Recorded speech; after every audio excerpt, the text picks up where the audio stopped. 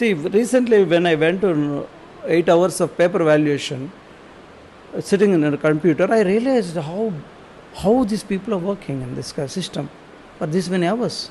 For 8 hours itself, I felt so much, fatigue in my hands, legs. As a physical therapist, I can feel it. So the positional problem. So here what happens, their elbows are rested, they should be rested, their neck should be rested, their back should be rested, and hours of constricting their muscles, and it's more challenging.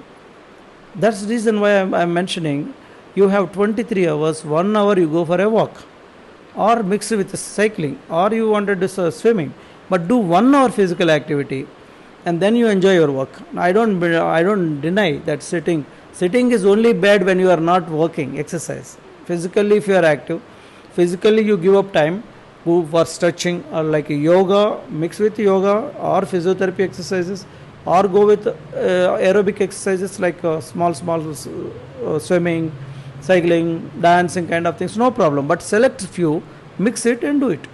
Enjoy it. Without physical activity, living is a challenge.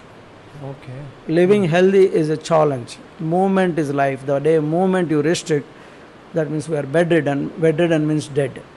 That's my message. So almost whoever do everyday sitting job, they should read about the trapezius muscle, how it holds the neck, and how that shrinks your neck and make you painful, and your piriformis and hamstrings, which will spoil the sciatic nerve as well as your knee. And both of them, if you understand their principles of excessive movements, and you will not leave them without exercise and sit. You cannot strain them, they are very dangerous. Yes. I've seen people who spoil the spine, cut off the spine with the paraplegia also, both legs paralysis also. Just back pain can lead to that in advanced levels. And severe rooting pain called sciatica. This all can be prevented with just basic exercises. So, when they're sitting for about 4 to 5 hours, like all together, like they have a project to complete, they sit. So, during that 4 or 5 hours when they're sitting at one place, so do you recommend doing some neck mobility exercises or any stretches at sitting at one place? Yes. If I am sitting like this here, I can help my neck like this, holding the chair here, stretch this way, at least 4 or 5 times. Can help my trapezius. Right. If my trapezius is happy, my neck is happy. If your trapezius is tight, you can't help yourself. 100%.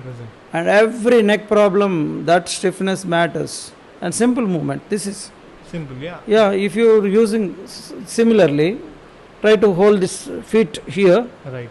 And you can stretch hamstrings a bit. At least not 100%, but 50%. Whatever is there. And your work also helps you. Such tips a mechanic can tell. That's called biomechanical engineer, who is called physiotherapist. We also call as a movement scientist. Movement scientist. You can consult them. They are the best for that. Right. So you go to a car to mechanic, but you don't want your mechanics of the body, biomechanics of the body to a mechanic who is called a movement scientist, otherwise physiotherapist. You should find one. Help yourself. Otherwise it's difficult. Right. So you have a best physical therapist in city. You can find the nearest to you or whomever. Hold their ideas and work on. And like your car, your body shines. Like a software I'm talking about. Right. And they are really wonderful. They are doing a wonderful job for all these hours of technology.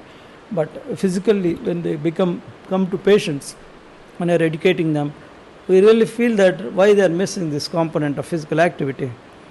Come on, let's talk about it. Right. Let's share it. Let them motivate it. At least realize once after the problem, make them realize.